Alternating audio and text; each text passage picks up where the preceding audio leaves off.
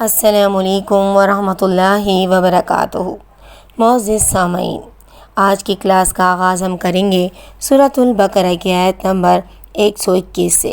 الذین، وہ لوگ، آتیناہم الکتاب، ہم نے دی انہیں کتاب، یتلونہ، وہ پڑھتے ہیں اسے، حق کا تلاوت ہی، جس طرح حق ہے اس کے پڑھنے کا۔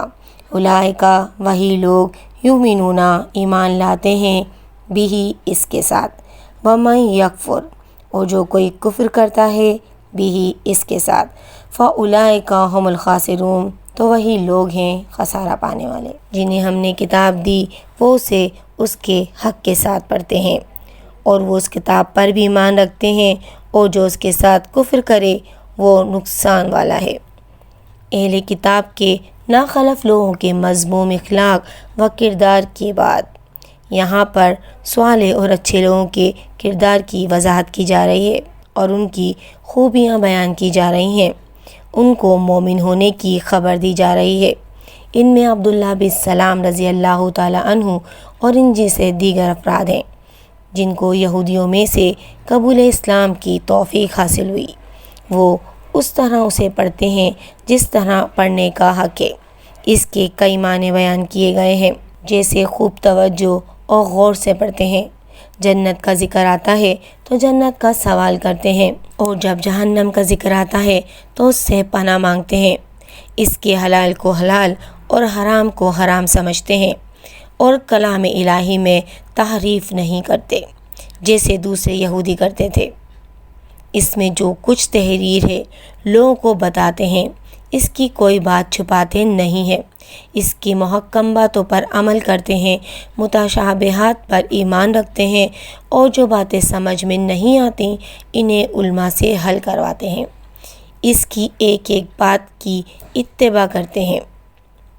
فتح القدیر میں یہ واقعہ ہے کہ حق کے تلاوت میں یہ ساری ہی مفہوم داخل ہیں، اور ہدایت ایسے ہی لوگوں کے حصے میں آتی ہے جو ان تمام باتوں کا اہتمام کرتے ہیں۔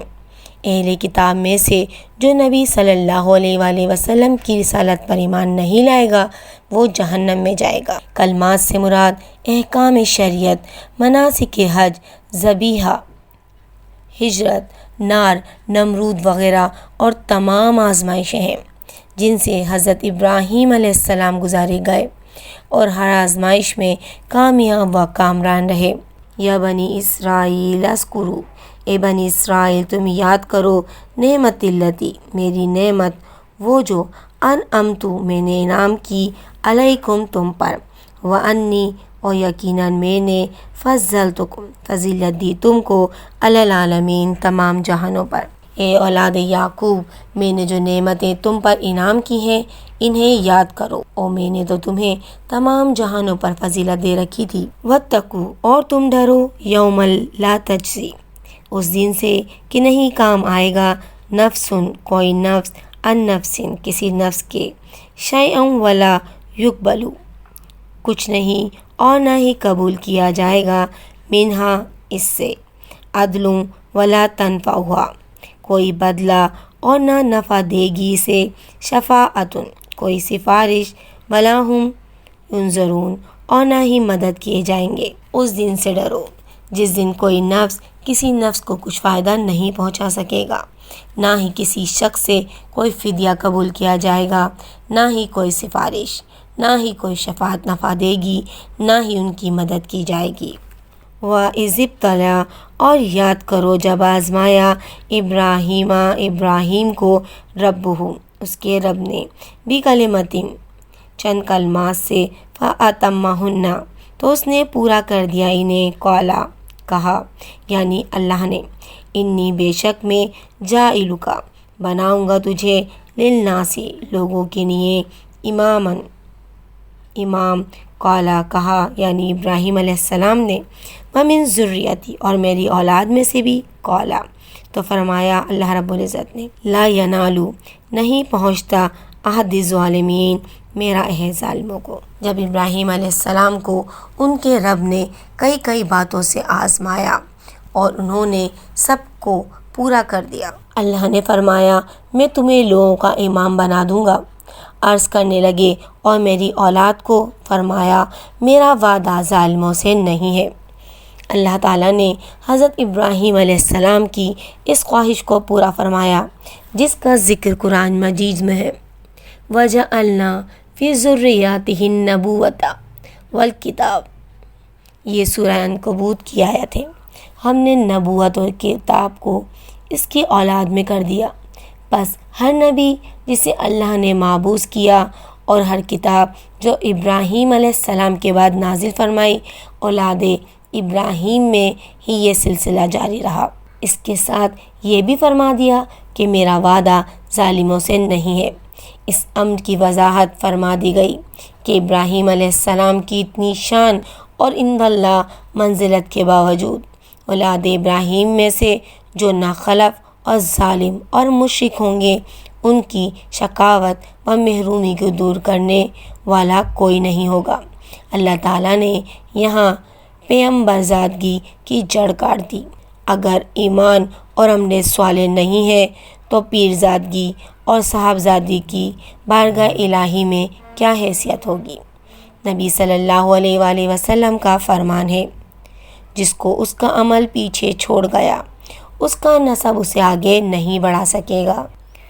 وائز اور جب جعلنا البیت، ہم نے بنایا بیت اللہ کو مثابۃ للناس، بار بار لوٹنے کی جگہ لوگوں کے لیے، وامنا اور امن کی جگہ، واتخذوا اور حکم دیا تم بناؤ، من مقام ابراہیم، مقام ابراہیم کو مصلی یعنی جائے نماز، وعہدنا اور ہم نے حکم کیا الی ابراہیم، ابراہیم کی طرف، و اسماعیل اور اسماعیل کی طرف، ان یہ کہ طاہرا تم دونوں پاک کرو بیتیا میرا گھر، للطائفین طواف کرنے والوں کے لیے، والعاکفین اور اعتکاف کرنے والوں کے لیے، والرکاعی اور رکوع کرنے والوں کے لیے، السجود اور سجدہ کرنے والوں کے لیے۔